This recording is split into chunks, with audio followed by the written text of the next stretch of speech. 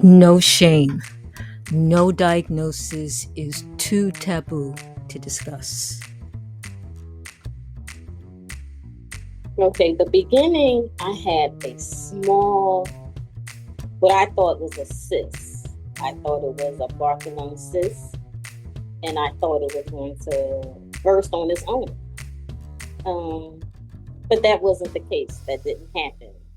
And over a period of time, it became larger, but I wasn't focused on it. And I guess I really wasn't focused on it was because of me not being sexually active.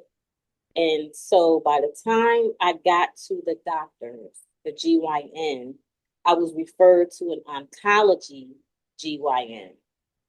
And she did a biopsy, and the biopsy came that it was cancer. And I had a smell as time went on, and I was trying to use over the counter products, and they had an applicator, and the applicator is very small, but I could not get the applicator to enter into my vagina. But when I tried to use it, I would cause like slight bleeding, so I knew something definitely was wrong. And by the time I paid any attention, it was too late. It was cancerous, and the size of it, it was labeled a stage 2, and I could not have operation. It was too close to my urethra, and they did not want to chance anything happening during surgery that my urethra may become compromised or something like that, injured or however they put it. They just did not want to do that. It was too much of a risk. And so that's how I ended up having chemo and radiation at the same time with this tumor for it to shrink. And that's vulvar cancer is what it's called. Because I really didn't pay attention to it, really wasn't even focused on that area. It's just like you're focused on your labia or just the entrance into your vagina, and that's it. It wasn't that high up, but the way it was positioned and the size of it brought it close to my urethra. Yes, if you touched it from the inside, if you stuck your finger on the inside, once it became that big, it was tender to the touch. So going to get an exam wasn't happening. I was like, you can look, but you just can't touch it because it was quite painful by that particular time to touch it. But from the outside, if you ran your finger on the outside of my vagina area, you could feel it a little bit.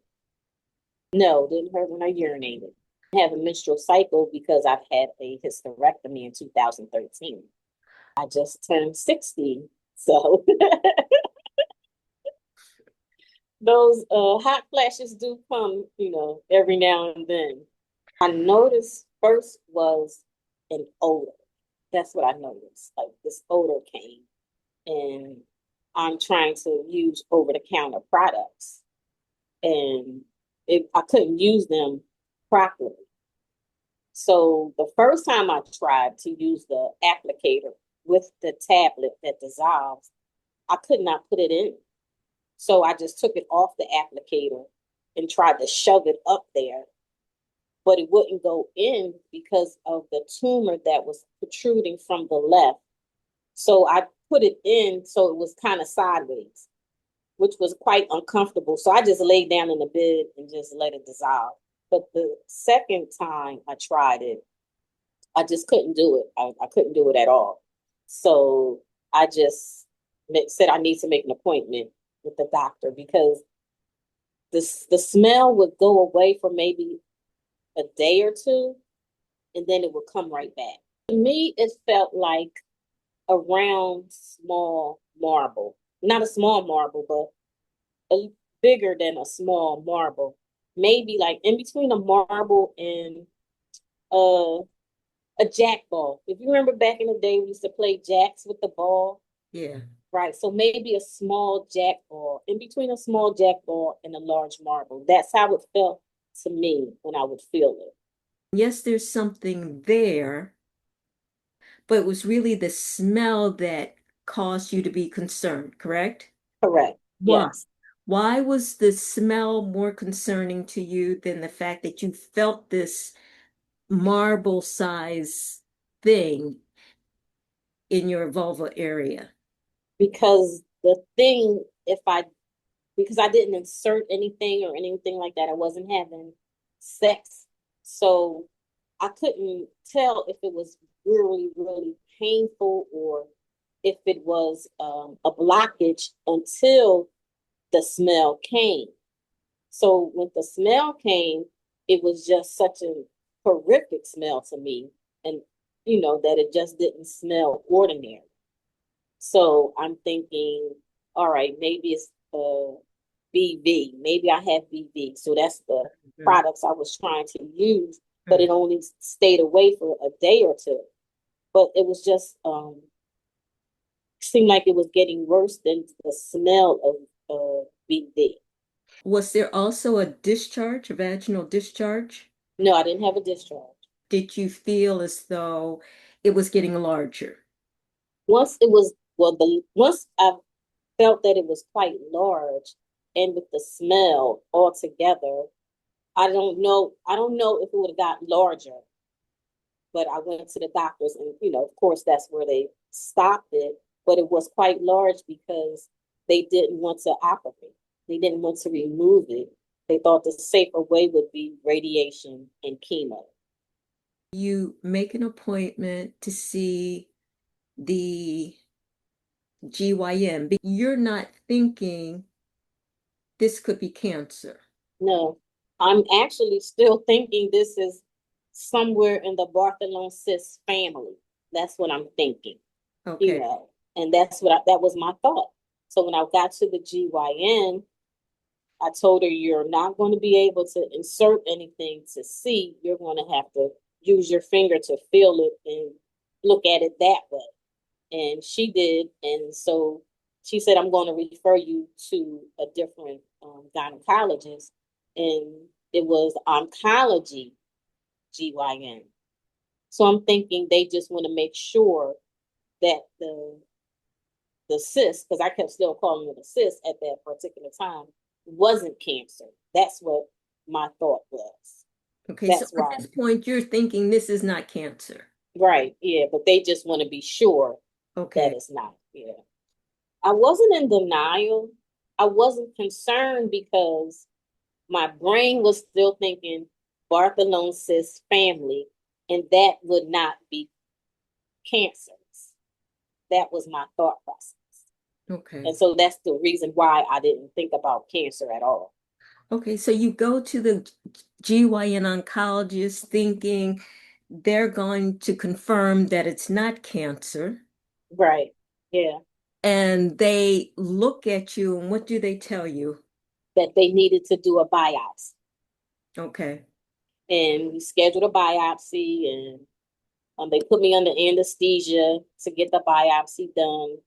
And a few days later, I looked on my chart and I'm reading, everything that was the procedure. And then I see cancer. And I'm going, no, that can't be cancer. And I'm going, wow. I read the report before they called me. Yeah, Okay. that's what I did. And because they did end up calling me.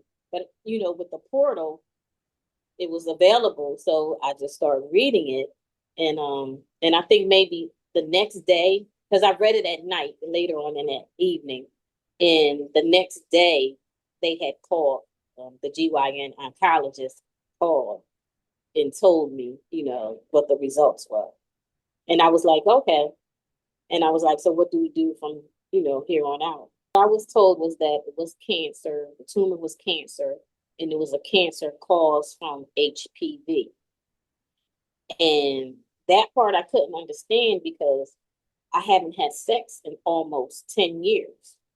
So how could I have a tumor that was caused by HPV? And they didn't have an answer for that. And that's just like a mystery question, an unsolved mystery question, I can say. Um, but they said since the tumor was so large that I couldn't have surgery, I would have to get chemo and radiation. Now, they said I could do it two ways. I could have chemo radiation to a certain point to where the tumor is small enough for them to operate, or just continue with chemo radiation and just let it take the tumor completely out. They said it was like 3.2 centimeters by, I forget, by maybe 2.2 or 1.2. That in the way it was positioned, it Okay. was positioned too close to my urethra. Okay. My first, the first day that I had chemo and radiation, the very first day, the very first treatment, I experienced nausea like I've never experienced it before. It was just bad. Matter of fact, I woke up out of my sleep and I was just sick. Like, oh my goodness, I'm going to throw up. But I didn't throw up. I just had the spits. Like, you just keep spitting. And that's what I kept doing. And I was just like, oh my goodness, I've never felt this bad before, and I couldn't seem to get it together. And I remembered I had some ginger candy. Someone gave me some ginger candy, and I ate a piece of that, and I went back to sleep, and I was fine. But I still woke up the next morning kind of with a slight nausea. But that's the side effects to chemo and radiation is nausea. So I was nauseous from that. Even though they give you anti-nausea medicine during your chemo treatment, and they also gave me pills to take that I would have to take around the clock to keep the nausea down. So I was taking pills every 4 hours. And I had to eat. If I did not eat, I would still feel even worse. So I had to force myself to eat because, when you're nauseous, you don't want to see food, you don't want to smell it, you don't want to think about it. And that was me. I just didn't, but I made myself eat anyway. And then after a period of time, they gave me Ativan to help with my nausea. And that was more, to me, that made me sleep a lot. And so I wouldn't take the Ativan all the time because I didn't want to sleep all the time. So I was working at the time of my diagnosis. Were you able to continue to work Well, once? I stopped working the the week before my first treatment.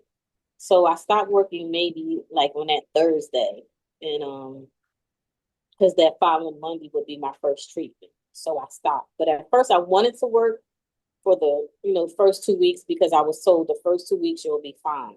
You should be able to get through. But I'm glad that I did stop working during the initial treatment because that nausea, I wouldn't have went to work the next day. That Tuesday, the following day, I wouldn't have went to work because when I woke up, I still felt some nausea, but nowhere near where I just had the spits like I did the previous night.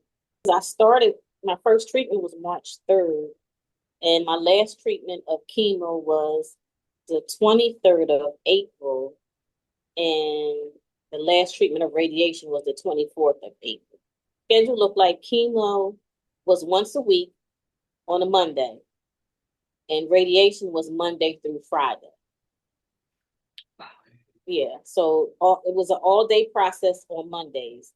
So when I got to the facility, I would go to chemo first. I would tell them I'm here, and they would take my vitals and all of that, and then I would go downstairs, get radiation, come back up, and receive the chemo. And that was like all day from maybe 9 to about 3 o'clock in the afternoon, because Ooh. each bag was an hour or so. And then they give you the first 2 bags, and then they give you a needle, well, not manual, they manually insert a needle into the IV. It's supposed to be, I think it's called the steroids, and it was something else. I can't think of what it was. But one of them, I called it a hot shot because it would go in hot. So they would have to go slowly, and it would feel like fire going into your vein. That's how I felt. And then not only that, one of them would make you feel hot from your rectum to your vagina. You This will feel this. chemo or the radiation you're talking I'm about? talking about chemo. Wow. It's a part of the, the process. And I cannot think of the two names that it was, but it was manually inserted into the IV. And they would have to take their time because it would feel so hot, you know, going in your vein, and then the one shot would give you such a sensation, a hot sensation from your rectum to your vagina. It would last maybe about 30 seconds, but the intensity of the feeling made it feel like it was longer than that, but it wasn't. Sounds horrible. And it felt horrible. Yeah, it felt. And the chemotherapy would happen after the radiation. Right. Every Monday. Every I can't Monday. imagine that day. Yeah, it was a long, very long day because it took an hour for each bag that they gave you. So sometimes you get two bags at once, but it would still take an hour of nothing but fluids. It was nothing but fluids in bags, these big IV bags. It was nothing but fluids. And so then it made me have to urinate a lot because they're giving you all of this fluid in your body. So it made me urinate a lot. I would go in to release my bladder. And by the time I washed my hands, sometimes I would have to go again because that's how much, and how fast it was, coming through. And that's the way it was for me the whole entire time until it was time for me to leave the chemo session. So it was. And this went on for 7 to 8 weeks. Yes, it did. But there was a period from the radiation that my skin was so bad. I showed you the pictures, how bad my skin was, that they gave me a week and a half off from the radiation, and chemo as well. I didn't have to go to either or. So my body can try and rejuvenate, my skin can try and rejuvenate because it was just burned bad. And I still have the scars. I still have the pinkness on the inside of my thigh from, the burns. I'm not sure if that'll come back. I was told that my skin should come back in about 6 months, but we'll see. It just still looks. But I didn't experience hair loss at all. The only hair loss was my pubic hair. Mentally cope by saying, God, I need your strength because I can't do this on my own. I need your strength to get me through this day. I need your strength. Give me the grace. I need it all because I can't do it. There were those days that I did have. And then there were other days I was just perfectly okay with it.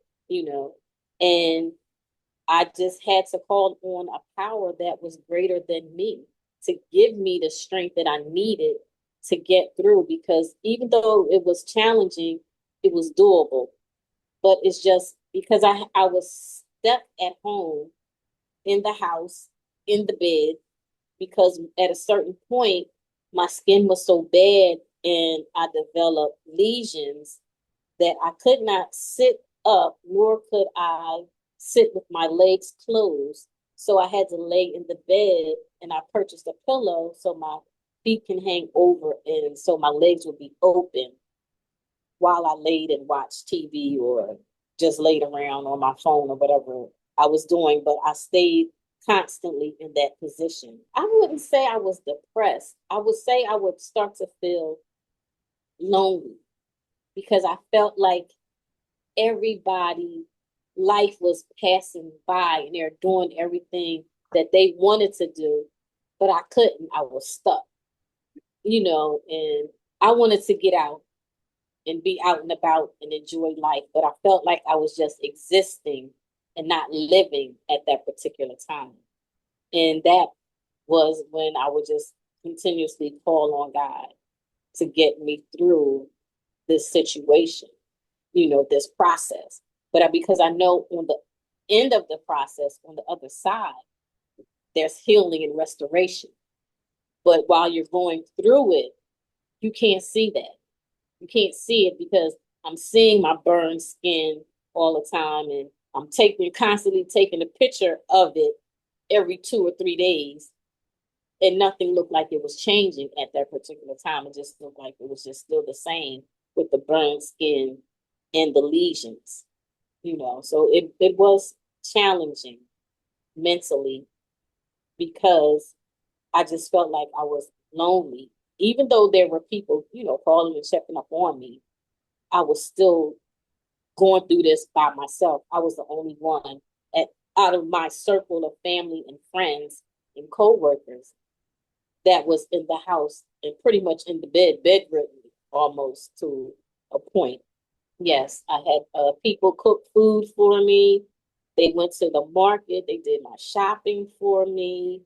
They will call, text, So I had that support of family and friends and coworkers, checking on me, making sure I'm okay. Do you need anything? Let me know.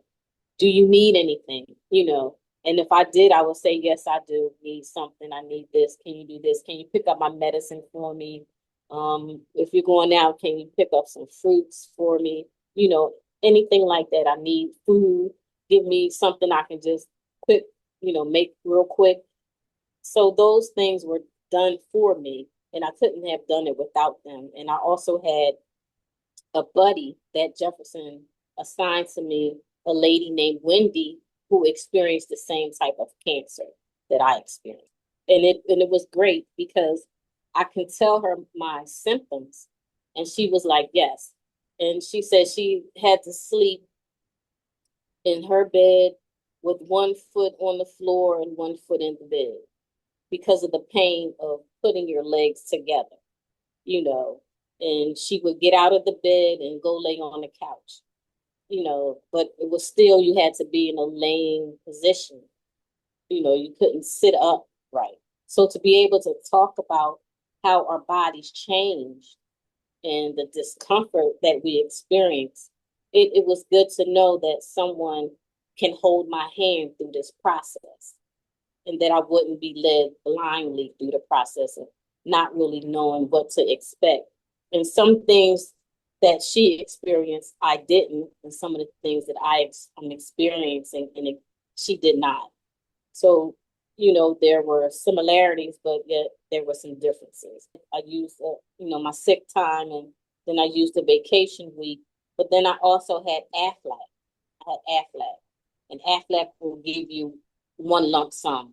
Back in the day, they used to pay you every week, but now you just send all your information in, and according to your date out and your date return, they'll just send you one lump sum of payment. And then on top of that, I also had an insurance with the railroad because I'm a railroad employee. So I had to fill that out, that paperwork out. But that's something you have to fill out every 2 weeks. With that, you get paid every 2 weeks. So I was okay financially. And I'm glad that, I did have those things in place for me to be able to use. People may be surprised that you're willing to talk about it, that you're willing to talk about whether or not you were menopausal or whether or not you were sexually active or what you thought it could have been. What makes you so willing to discuss this? Because like I went through it and my buddy went through it. There's someone else out there that will go through the same thing. Maybe not exactly the same way, but there will be someone that will be diagnosed with vulvar cancer.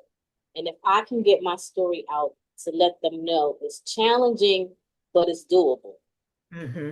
If I can help them in any way, ask them any questions that they may have, if they were, needed me at 1 a.m. because they're feeling lonely, or they're just feeling kind of depressed, or they just needed someone to talk to, or they just wanted just to reach out because of any issue that they may be having, I want to be able to be that person to help them.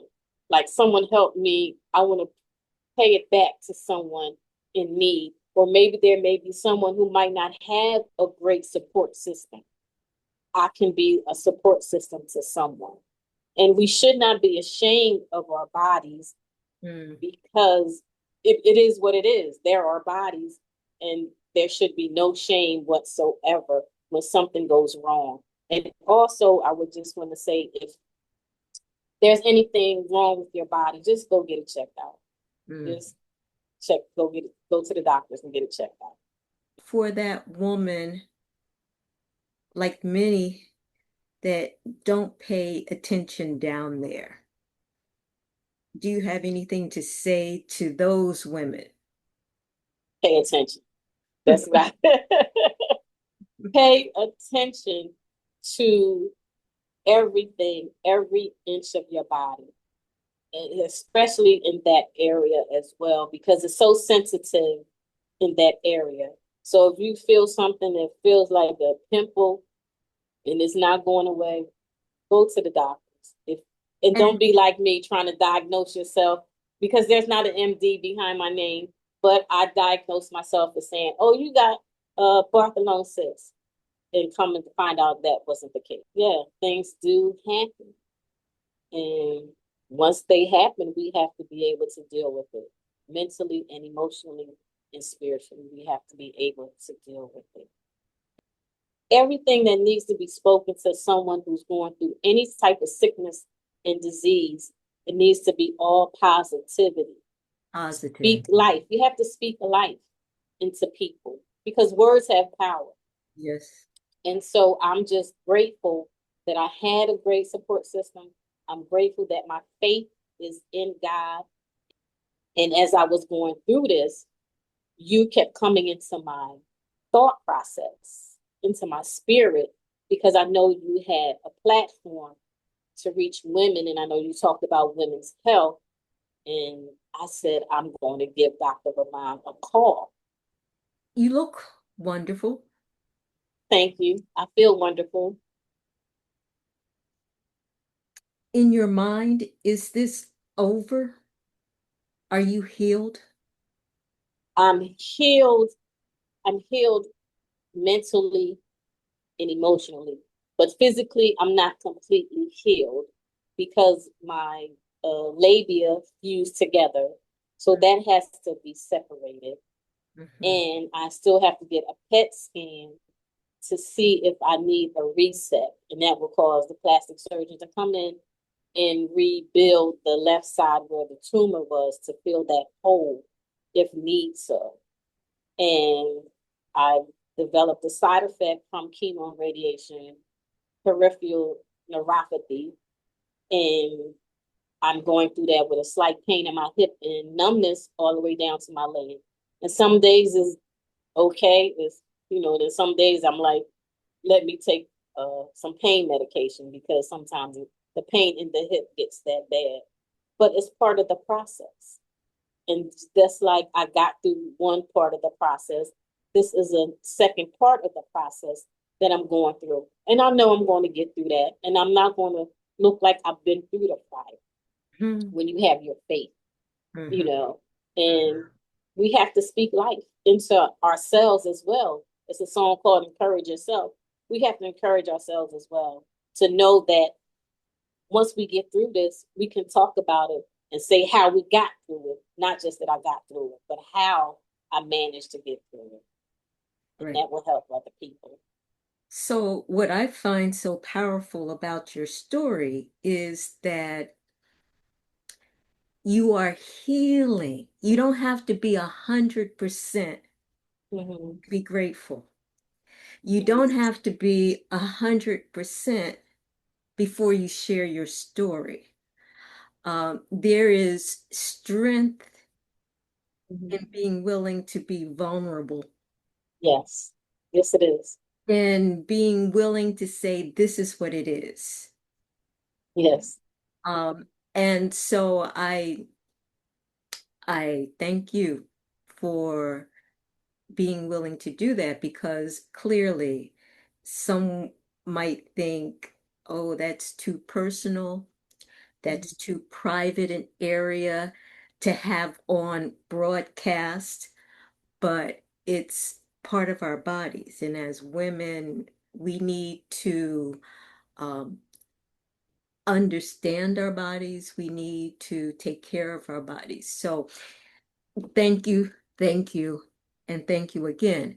Even though this type of cancer is not on the forefront, like breast cancer is on the Mhm. forefront. There's tons of commercials, tons of cancer groups for breast cancer. Don't let this type of cancer hold you back from sharing your story. And so if I can put myself out there to help somebody, then that's what I want to do.